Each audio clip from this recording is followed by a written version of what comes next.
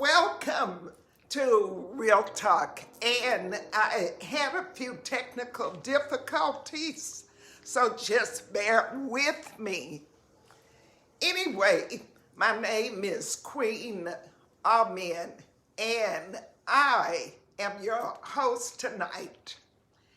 And as always, before we start, this topic is extremely important because all of us have been going through a storm, and especially this past week. And many people are still going through the storm.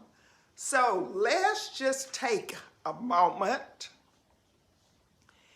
and to send out some healing energy for all of the people still hurting, for all of the people still going through the storm. So let's just take a moment and send them some love and some healing energy, because if they are feeling anything like I was feeling, I know they need it. Okay.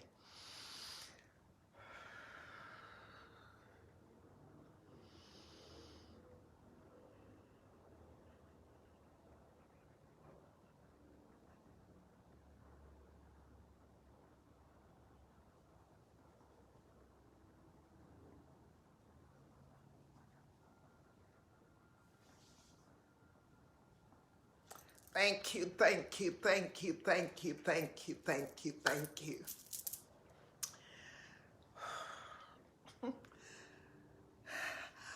Going through a storm is no laughing matter.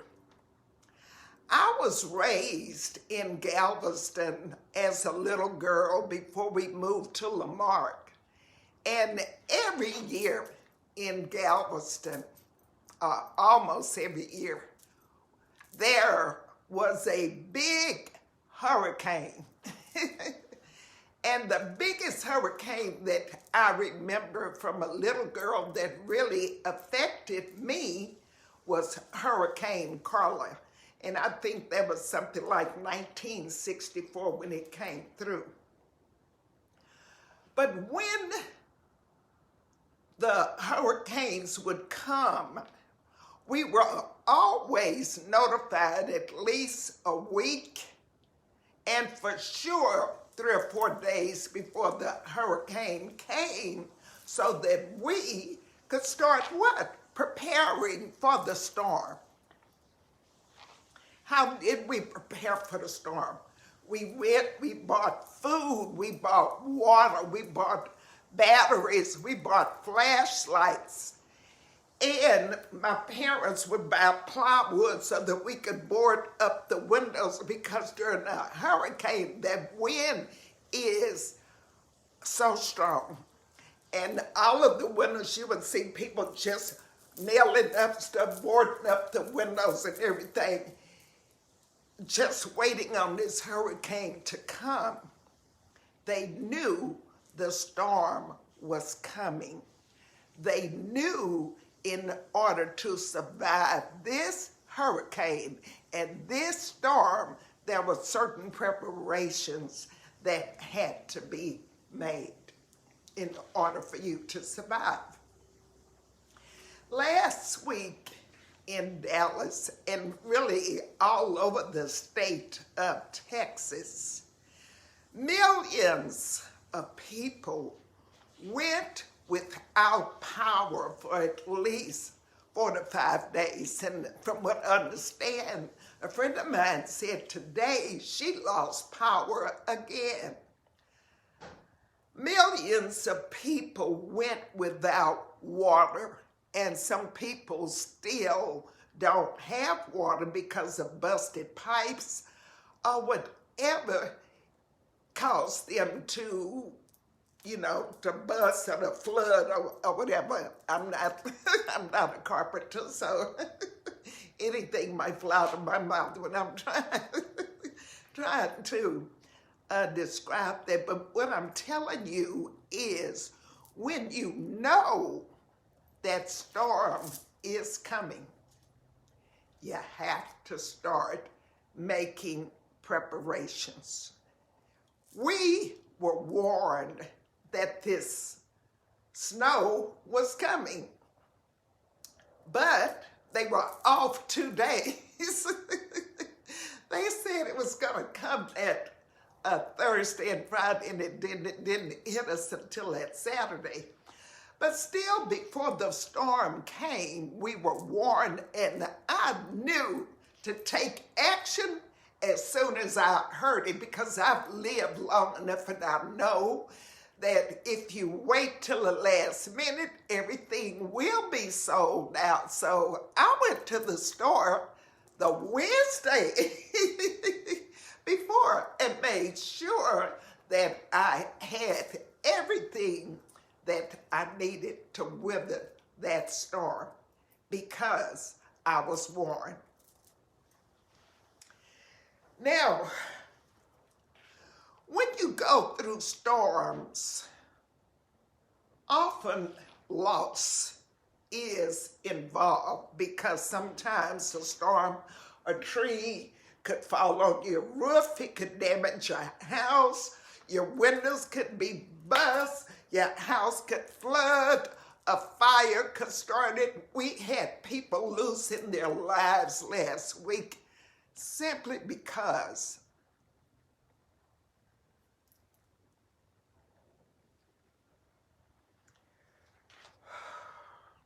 they were trying to stay warm and started a fire.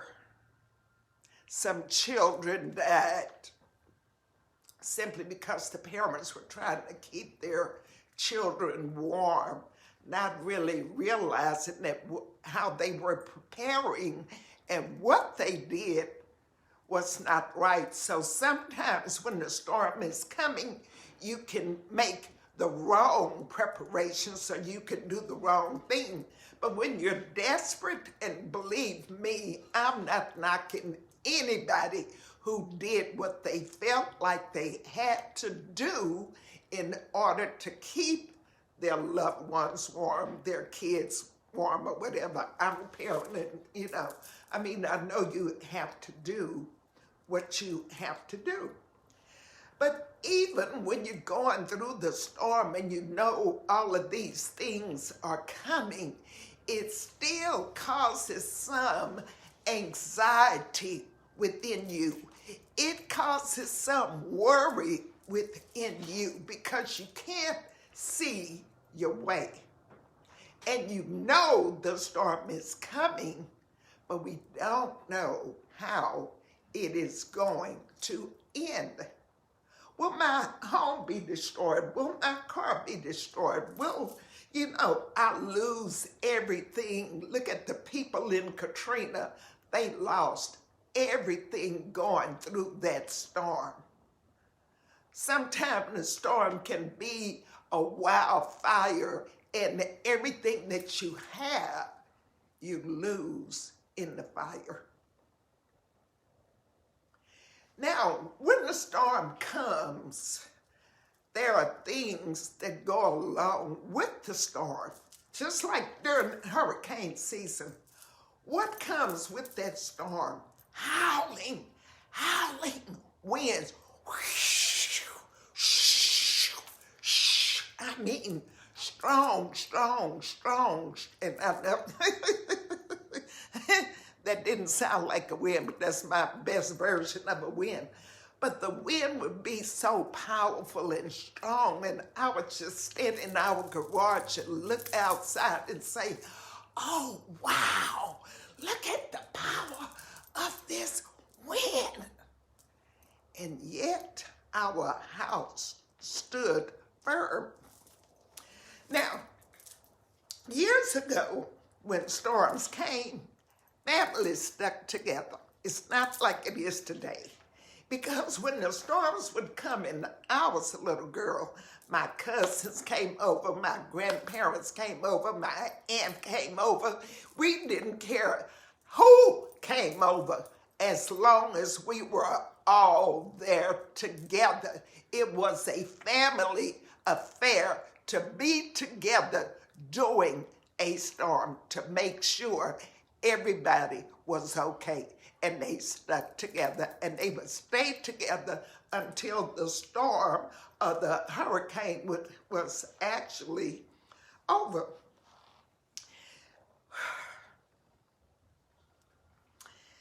Many storms come in our life. And it's not just the weather storm that come, but that's really what I'm going to talk about today. And I'll talk about the other storms that come later. So I'm just going to stick to the weather and go back to this past week and what happened. I was fine in my house. My heart went out to all of the people that lost power. People lost their food. Children didn't have anything to eat. There was nothing, from what I understand, left in the stores for the people who waited until the last minute. But I'm going to give you a little tidbit. Next time they say it's coming, go then. Don't wait until the last minute, especially if you have children, especially if you have babies and you know those kids need to eat. Please do not wait until the last minute to go and look for food and water, because you really won't find it. Now I'm going to get back. When that storm came, even though all of us were together, every time that wind would shake that house, you could see people's eyes like bucking. They were anxious. That wind, whoo, shake that house. Everybody, lights flicker on and off. Everybody, whew. So even though we were all together, it still caused some type of anxiety simply because of that sound. Now, going back to the storm again, because we never really left the storm. But when you are in the midst of the storm, and last week, my anxiety level was up here. And for those of you that don't know, I don't care what anybody said. I've heard a lot of stupid shit said to me about how to heal with anxiety. I don't even listen. I've had every kind of therapy in the book. And I'm still anxious. Ain't spending no more money.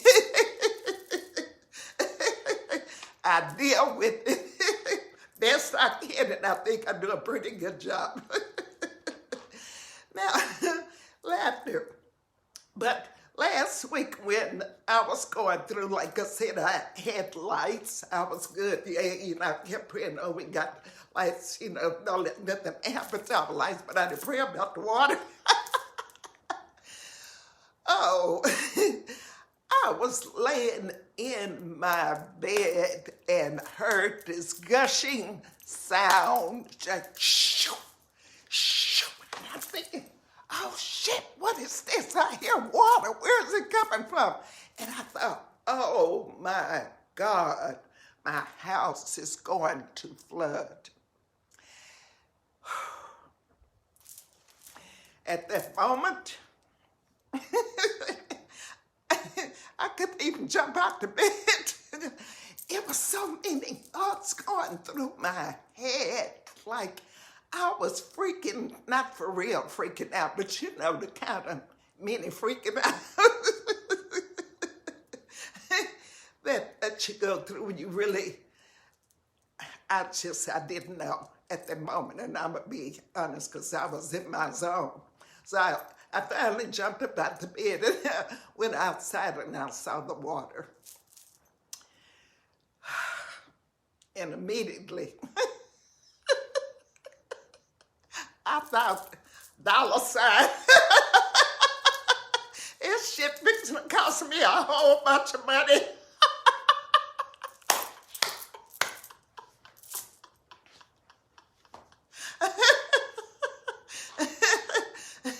So I came back inside, couldn't cut the water. I was sending my daughter to the neighbor's house next door. And he came and showed my daughter how to cut the water off on the outside. I'm a homeowner, but I don't know how to fix nothing. I pay for convenience. But anyway, he came and he cut the water off. But before he showed my daughter how to do it, and then she went back out there and turned the water on so we could get water, a little bit of water to wash the dishes, put some water in the bathtub, fill up some jugs of water. I don't drink tap water I don't drink that kind of water, but anyway, I need to have a lot of plants. I want my plants to live. But it's just things that you never really think about. Or you never really think that you won't have water. I freaked out. And the fact we couldn't bathe, we took one every other day. She'd go back out there and turn the water on so we could bathe. And in between, you kind of go in there and do the best you can with keeping your body clean. But the one thing that was really annoying to me being without water was the inability to just wash my hands. I was using that sanitizer. I was so sick of it, I wanted a good scrubbing. And I would do it, but it wasn't like if I really had water, because the water we did have saved inside, we needed that water. I had to call a plumber, but I also knew there were thousands of other people out there who had busted pipes. They didn't have lights. They didn't have a lot of the things that I had. At least we had lights and we had heat. We just didn't have water. I refused to complain. I refused to complain. So when I first plumber I called, they wanted to charge me $300 just to come, let alone fixing it. I hung up in their face. You will not price gouge me in the midst of a storm.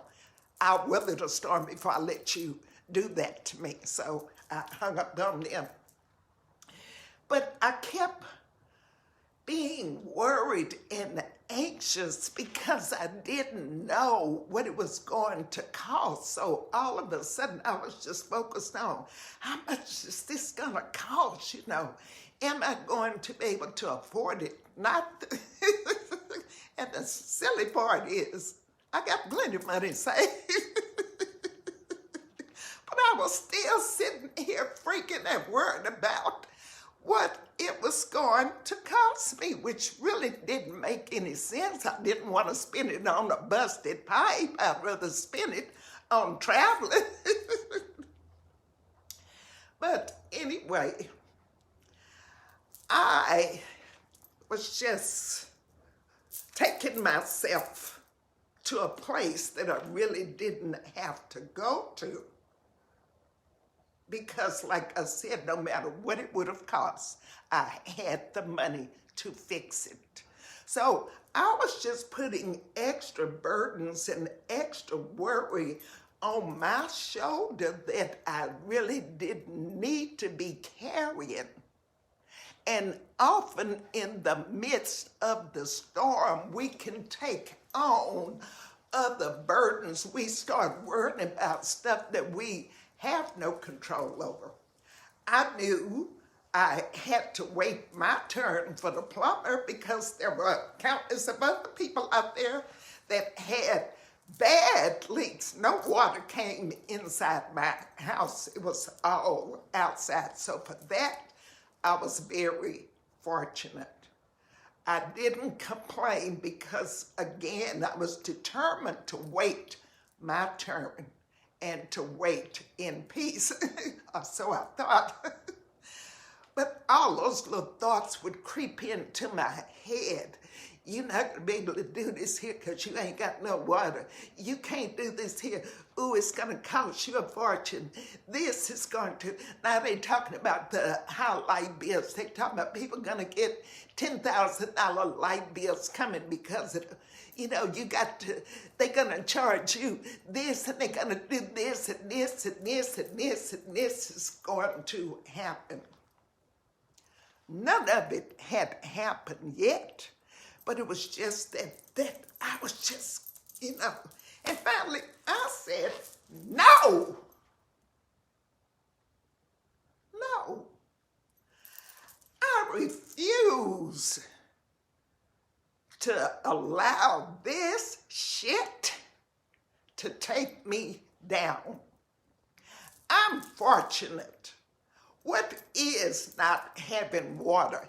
I'm grateful that no matter what he say or whoever comes to fix it, I can at least pay for it. I don't have to go borrow money from nobody or beg nobody to get the money for the man to come and fix it. I looked at my home. I had no water. We still had lights. We were safe. I had everything I needed. But because I took my eyes off of the prize, my anxiety shot up. And when it goes up, I have to catch it immediately. And I thought, no, baby, no, no, no, no, no, no, no. I'm fixing to shake you off me, and I'm going to keep talking. I kept talking to myself, telling myself, this too shall pass. Nothing lasts forever. The sun gonna shine again. You don't have nothing to worry about. Everything gonna work out. The right person gonna show up to fix your pipes. I switched the script. I switched the script. From worry, doubt, to something positive, knowing that everything was going to work out for me, knowing and believing that the right person would show up to fix my leak, and I would not be charged arm and a leg to get it fixed, and nobody would show up to take advantage of me with their price gouging. And I just began to tell myself, you know, I was worthy and there was no reason for me to go there and to be anxious. And I started doing some breathing. Breathing in and breathing out. Doing everything within my power to come back to my center because, baby, your girl was off, for real, thrown off her center. And it's okay to be thrown off your center. None of us are perfect. We got these feelings for a reason, but when you get thrown off your center, just figure out a way to come back before it really gets up here. And that's what I had to do. I had to remember things that I was taught and remember things that people have said, and believe it or not, it worked. It worked. It worked good for you, girl. So, I'm getting ready to end, but I just want to leave you all with 6 things that you should really or can do when you're going through the storm. And number 1, do exactly what I did. Start talking to yourself, telling yourself you are worthy, telling yourself this too shall pass, telling yourself everything is going to be okay, telling yourself to start breathing. Say, breathe, fool. Don't call yourself no fool, but just tell yourself to breathe and have to remember. Breathe, start breathing. You know better than this here. You know what to do. But again, often in the midst of the storms, we forget. So number one, start talking to yourself. Talk yourself out of it. Number two, breathe. Talk to yourself. And number two, breathe. And number three, remind yourself of who you are. That's what I had to do. I had to go to that mirror, look in that mirror, and remind myself, I am not going to let this anxiety get the best of me today.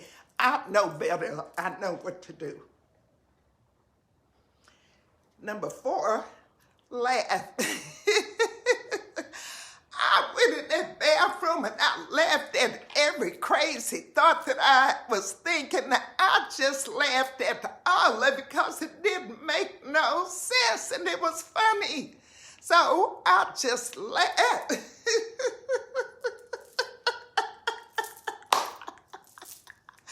And I laughed and I laughed and I laughed and I laughed some more.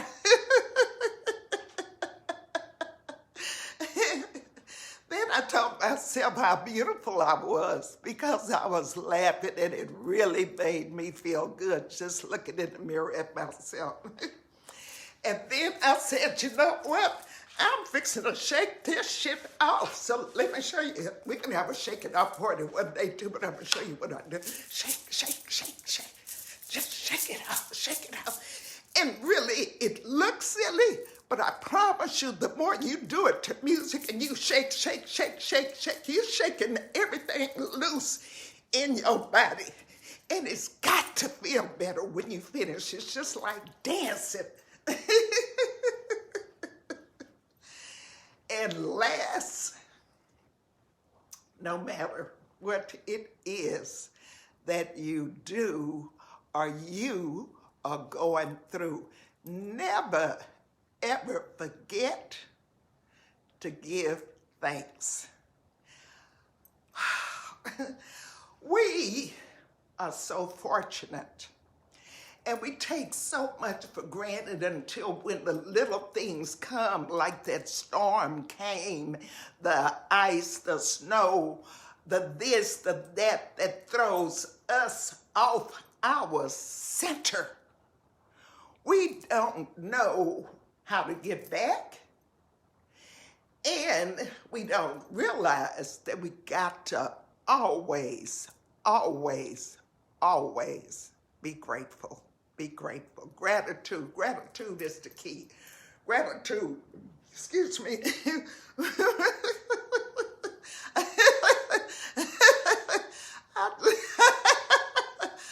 I belched. I don't know if you all heard it, but I love to have fun. But gratitude will take you far. So again, when that storm comes, just know you have to be prepared. And last, you have to know that nothing lasts forever. And when you're going through, you have to also know that the sun will shine again.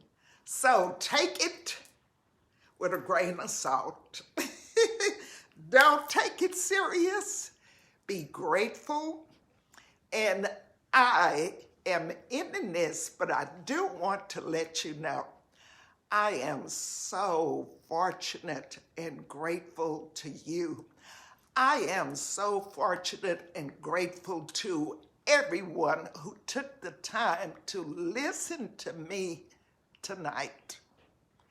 And I hope something was said to make you think about your actions, your thoughts when you're going through the storm, because the storms are always going to be here. They come unexpectedly. And sometimes they come with no warning. But when you know the warnings ahead of time, please be prepared and more so prepare your mind mentally. So when those thoughts come and all that crazy stuff, oh, this gonna happen, the worry, the doubt, the stuff ain't even happened yet, but you're already worried about it. It could be 2 months down the road, but you're worried about it already. Stop it, come back to your center, breathe.